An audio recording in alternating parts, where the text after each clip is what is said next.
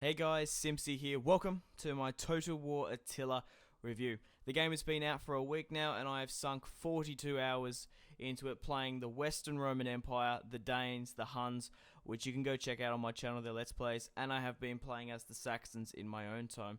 So I felt like I've put in enough hours to do a honest review about it. Now on the screen here is obviously me showing you my hours, and I found it curious to see other Total War, because I have a couple of Total War YouTubers on my friends list, and you'll be able to see their hours if you're interested in that, which I thought you might be.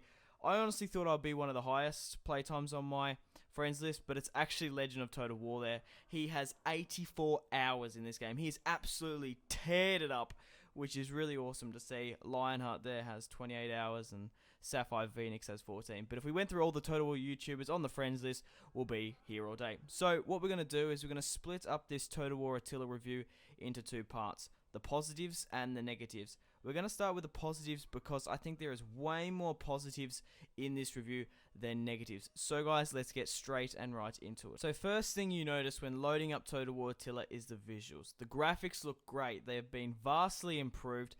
The foliage and the vegetation on the campaign map looks amazing. It's got improved anti-aliasing. The destruction mechanisms look awesome, especially when you raise a settlement and that nuke effect goes off. I think that was a really nice touch. You also got to give it to CA for the soundtrack. It is absolutely amazing in this. The throat singing, whatever that song is, it just immerses you into the game, and I feel it is far better than Rome 2's soundtrack. Rome 2's soundtrack was okay, but I felt, and which I did a lot, I loaded the Rome 1 music track in the mods.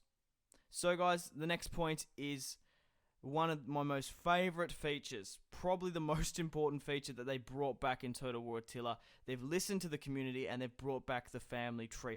I love the family tree in all Total Wars. It is awesome, especially when I play a lot of Westeros Total War, and the family tree is so important in that, playing with the Game of Thrones characters and whatnot. And compared to Rome 2, when you lose a general, you don't care. You build a connection with your family members, and you feel sad when they die and angry, which I think is awesome with your immersion.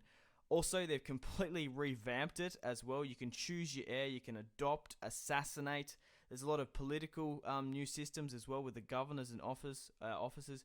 You can marry, divorce, which I think is absolutely awesome what they've done with the new family tree and feature. Now guys, the battles. I don't know if it's just me, but battles seem way, way harder than previous Total Wars. It even seems more realistic. The units rout a lot faster, and they can come back into the field, wavering back and forth. Fatigue seems like a way bigger issue in this Total War than others, so that's a must thing you must keep an eye on. The command and agent abilities have been significantly nerfed since Rome 2, which I think is great. The spy poisoning was ridiculous in Rome 2. You could take out a full stack, and even with the Wrath of Sparta DLC, you could easily block factions from even getting out of their provinces, just spamming the absolute shit out of them with poison. And the command abilities, there's not actually that many of them, which is good, because I think there was just way too many in Rome 2. The horde mechanics and the pneumatic abilities are fresh. They work so well, and even with starting as a horde and then compared to, for example, I was playing as the Saxons, I actually became a horde and left my settlements in Europe and headed over to Britannia. Also, I really like the winter attrition and famine dynamic that they've added to the game. You really have to watch out for it, or it could bite you in the ass, and I really like that they added it in. I'm also looking forward to the mod support. If it's got the same mod support as Rome 2 with the workshop, it's going to be absolutely fantastic. There already is a mod released. The Radius mod has been released on the TWC Center, and there is a mod in development called Rise of Mordor, which looks really quite interesting, which I'll be keeping an eye on. But the workshop isn't live just yet. I'm assuming you'll be out in the next couple of weeks. DLC wise, I'm really excited for this time period, and I'm excited for the blood and gore. I understand why CA don't put the blood and gore pack in with the game. It's because they would have to put that game higher up in rating, and obviously for the younger Total War players, they wouldn't be able to buy it. But I feel like Total War Attila is a very good example of it.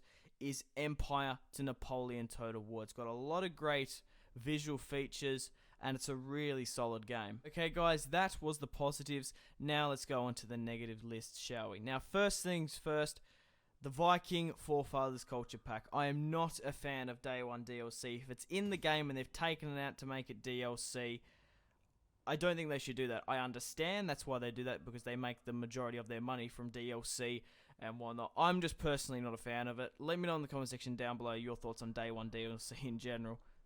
Okay, FPS drops and loading times. Now, obviously, it depends for your computer. I do know that when you move an army to a settlement and then you attack, most people get FPS drops, especially if you've got an AMD graphics card, which I have, which I've noticed some loading times. But if apart from that, you guys should basically be fine. I've heard a couple of complaints online, like on Reddit and whatnot. But I'm assuming this sort of stuff will be patched once the game is optimized in a couple more weeks. But mind you, what PC game is perfect on release? Now, a couple of minor things that they've removed from Rome 2, which I really did like. Now, first things first is the cinematic mode in the bottom left-hand corner. When you clicked it, I love that sound that they made, and you could like zoom on the units and have that cinematic mode. Yeah, I don't know, I missed that. Controlling artillery. Now, I haven't found a credible source on this, but I've looked on YouTube, Reddit, and I've asked a couple of friends. I don't think you can control your artillery in Total War Attila like in Rome 2 or Shogun 2, which I think is a shame. But like I said, I'm not 100% sure on that one. I couldn't seem to find it, and I couldn't find a credible source.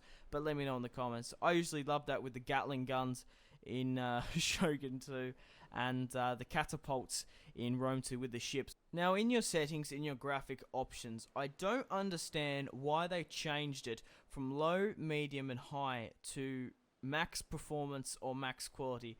To be quite honest, when I first loaded it up, I was really quite confused. I feel like it's way easier to see low, medium, high, and ultra than max performance and quality.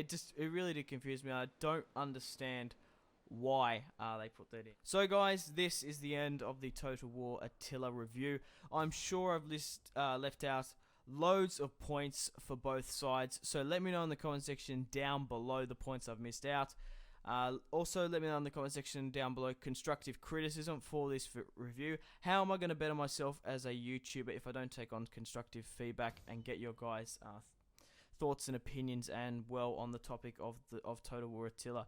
If you want to check out some of my Total War Attila videos, I'm uploading a Western Roman Empire, which is doing surprisingly well at the moment. My Huns, I'm tearing up southern Greece, quite possibly pushing into Asia Minor, and with the Danes, we're not looking good. We're being betrayed by our Viking brothers. So guys, thank you very much for watching if you watched all the way through. I really do appreciate it. Remember to leave a like to support this series and my channel, and remember to, above all, remember to go out and have a fantastic rest of your day after you watch this video. My name has been Simpzy. I hope you've enjoyed the review. Goodbye.